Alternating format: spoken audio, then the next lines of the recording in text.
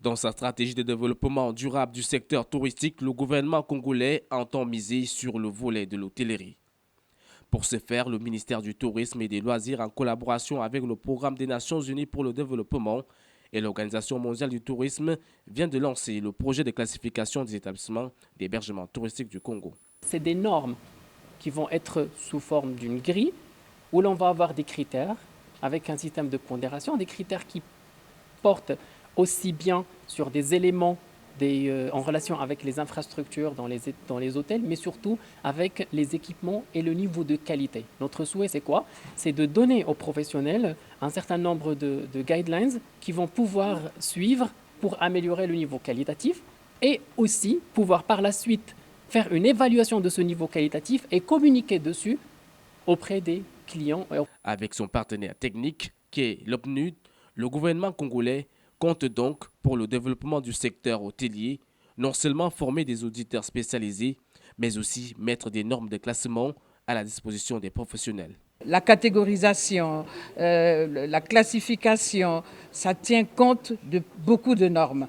Et ce n'est pas du jour au lendemain comme ça qu'on peut dire aujourd'hui tel hôtel a telle classification, tel hôtel a telle classification. C'est des normes. Donc ce sont des études qui vont être faites. Et pour ces études-là, on va former les gens, Madame la ministre a dit, on va former des auditeurs qui vont repartir sur le terrain et faire ce travail-là, en tout cas de test. Parce que souvent, on se trompe entre normes et critères. À ce jour, le ministère du Tourisme recense environ une vingtaine d'établissements d'hébergement touristique déjà catégorisés. Nous avons visité près de 29.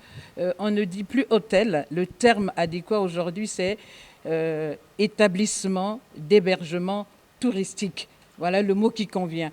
On a visité près de 29 et ces 29 ont été catégorisés. Nous avons visité des hôtels de haut standing, on a visité des hôtels de moyen standing, on a visité des hôtels de petit standing. On a même visité aussi de lodges à Pointe-Noire.